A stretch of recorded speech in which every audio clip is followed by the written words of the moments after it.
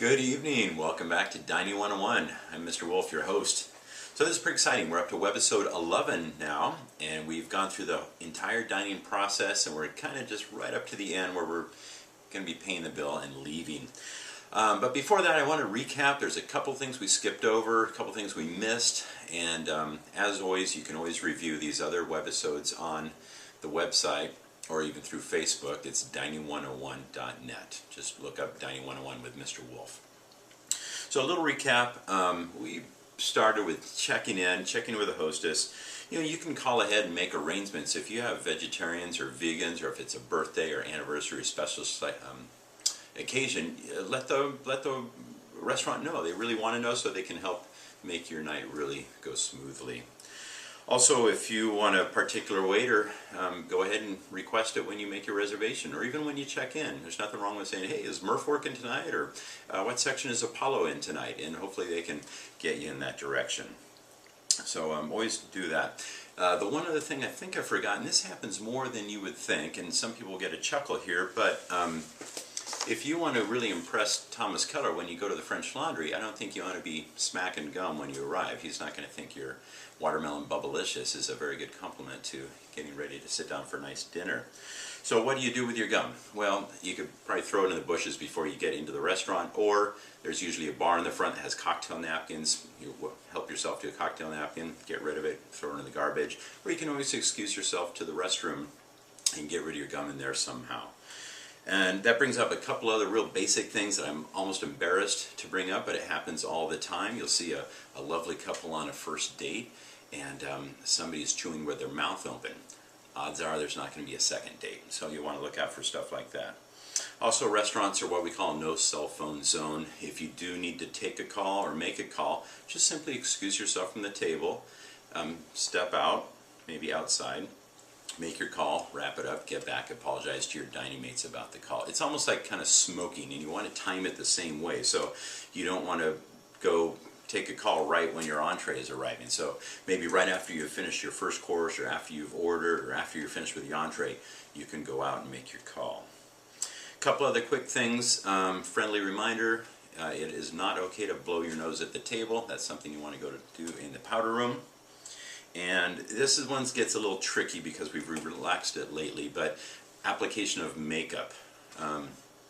In the olden days, you would always do that in private in the restroom. It's funny, the guys play the game with gals that we know that you know that we know that you know that we know that your lips aren't really that rosy pink, but everybody plays along. So if you're going to apply your lipstick in front of us, now it's painfully obvious that that's not your true colors. And I think what we're saying is nowadays they've relaxed a little bit, so any kind of major work, you want to go to the restroom and do that. If it's just a quick little zip-zap with a chapstick or the lipstick, it's probably okay to do that after dessert and after coffee. No big deal. All right, I wanted to check in real quick again on the whole cocktail thing. A couple people commented on that whole series, and I just wanted to restate my point that it's your birthday. It's Saturday night. You've driven to your neighboring state to have dinner. You've sat down. You've got your car parked or valeted, and you don't know what you're going to have a drink. It just seems a little weird to me. I would think that since it's a special occasion, it's a big night out, that you would already kind of get yourself psyched in the mood for a glass of champagne or a cocktail or a white wine or something. I would just say, start thinking about it when you're driving to the restaurant, or at least when you're parking the car, at least when you're walking in from the parking lot, what you might want to have to start with. It just kind of gets the ball rolling. If you wait to have an aperitif or a cocktail till after you order, it kind of screws the whole deal up, because the cocktail or an aperitif is to get you relaxed, get you settled in. Then you can select some appetizers for the group and pick your dinner, maybe get a nice wine to go with dinner, and it kind of has a certain order to it. So when you order your lemon drop after you've already ordered your whole meal, it just puts a little hiccup into the whole thing. Donella from Los Gatos had a good question. She was asking about the bread knife. We didn't cover that because a lot of restaurants don't have bread knives anymore. Usually, generally speaking, you just use your master knife, which is your regular knife you're going to use for your appetizer and your entree over here, which does seem a little weird because now you're going to get some butter on it, and you're supposed to use that to carve up your Caesar salad, and now that you've got butter all over it, but that's kind of how casual restaurants work. If you are going to use your master knife or the butter knife for the butter, same rule applies. It never goes on the table again after you've soiled it. So it needs to stay up on the bread plate or somewhere where it's not touching the table. And that goes for the blade and the handle. Alright, so butter knife's probably going to be over here like so, or if you're Farallon, maybe like that. And all I want you to keep in mind is the whole double dipping thing. So when the bread basket and the butter comes around, you select your roll or your piece of bread for the meal. It goes onto your plate. And then you're going to use your fresh, unsoiled knife to get a little butter for yourself. And that's going to be pretty much your butter for your whole meal. So you've got to lop off a pretty good chunk there and then smear it on your plate over here. And then that's kind of your bread and your personal butter for your whole deal. Now, do you make a little butter sandwich and start mowing it down like a sandwich? Probably not. What they really recommend you do is each time you want to have a piece of bread, just tear off a little piece, butter that individual piece, and then consume it.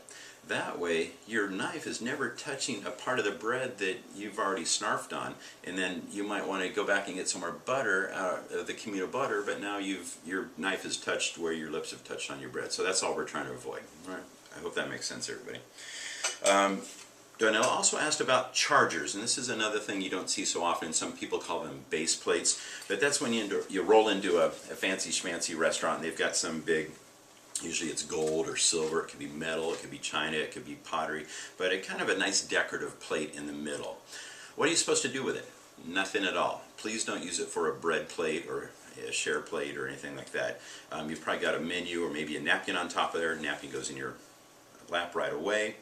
And then what they'll probably do, generally speaking, is serve the very first course on that base plate. It's probably going to be your, in that caliber of restaurant, your amuse-bouche, a little gift from the chef to kind of wake up your palate. So they're going to roll out a little piece of fin fish or some vegetable thing or maybe a little egg thing to begin. And then when they clear that course, more than likely they're going to take the whole base plate and the amuse-bouche away with them, and then you're kind of back to normal. Some restaurants, if they're super old-fashioned, they're going to serve every course on that base plate, and then it'll go away at the conclusion of entree, but I haven't seen that in like 100 years. So, like I say, just don't worry about it. Use your bread plate for your bread, and it stays over there on the left. Obviously, beverages on the right. Base plate, just let them serve that first course on it. Take it away whenever they want to do it. Alright, so we've got through that. We managed to get through appetizer, entree, cheese, dessert, coffee.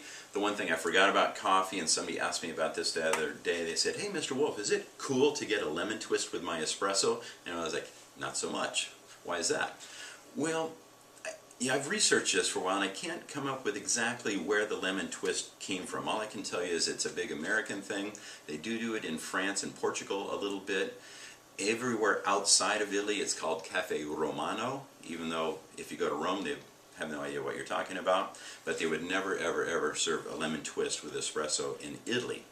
And the best I can come up with is in the olden days, before we got really high quality coffee and really good roasters like we have nowadays, we're so spoiled, and you were getting served really crappy espresso, people would put a lemon twist in there just to kind of doctor it up so it could be palatable. And a friend of mine mentioned that old-time Italian guys would actually put a lemon twist in their espresso and throw it in. They would drink the whole thing if they had a really bad upset tummy to make you feel better. And I go, how would that make you feel better? And he said, well, actually it makes you vomit, therefore making you feel better. So when you're in an Italian restaurant and you order a lemon twist with your espresso and Giorgio starts freaking out, it's probably because he thinks you're going to vomit in his restaurant. So I suggest you don't get a lemon twist with the espresso just to play it safe. So there you go. Check that off the list. Now we come up to some fun stuff about hosting and paying the bill, and I'll kind of wrap it up pretty fast here. But one simple thing is you can always, if you want to host the party, a couple years ago it was my dad's big 60th birthday, and it was kind of a big deal because it was the first time I was picking up the whole check, and I didn't want anybody else picking up that check, especially him, because it was his birthday. So I called the restaurant ahead of time, said, "I'm Andrew Wolfe, not Larry Wolfe, and I'm hosting this party, and I want you to put on my charge card with a 20% gratuity," and I gave them all the information, and they handled it. It was seamless, and we all got up from the table, and it was a really, really nice party and really smooth. So you can always do that if you like. Now at the end of the meal, the desserts have been cleared, the coffee's been refilled. At that point, the host of the party should say, "May I have the check?" They're supposed to request the check. But in America, again, everything's kind of relaxed, and We don't do it like we did in the olden days. So sometimes the waiter will have to prep you and say, may I bring you anything else? And when the waiter says that, what they're really saying, may I bring the check, and who in the heck is paying here? So if you want to be the host, just make it simple on everybody. Say, may I have the check? And then the waiter will bring the check to that person that requested the check, whether it's a female or a guy or whoever.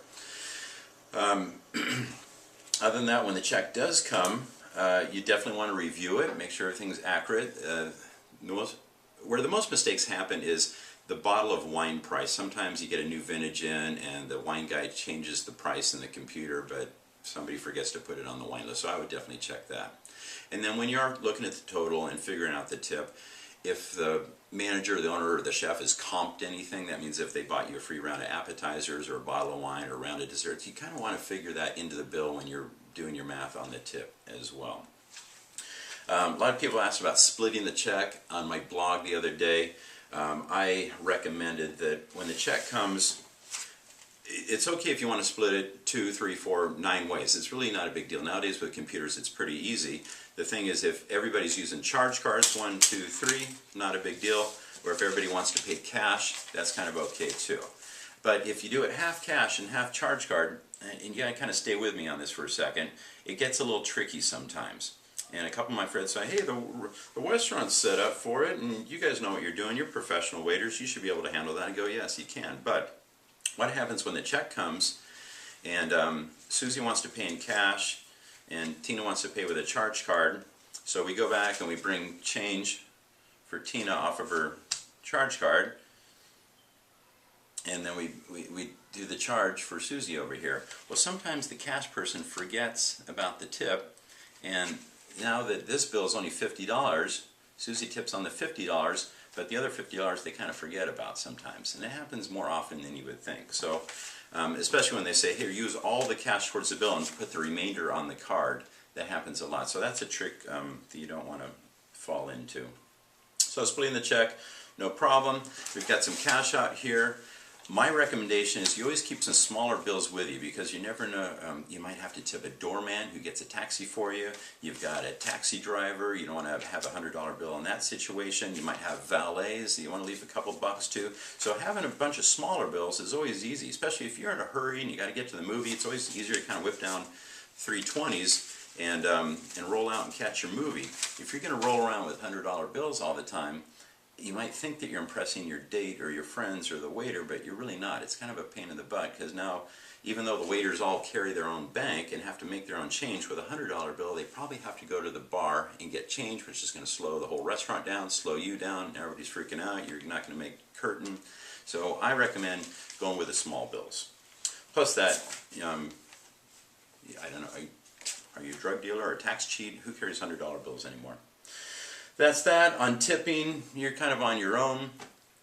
Everybody, usually nowadays the standard is 15 to 20%. Is that pre-tax or after-tax?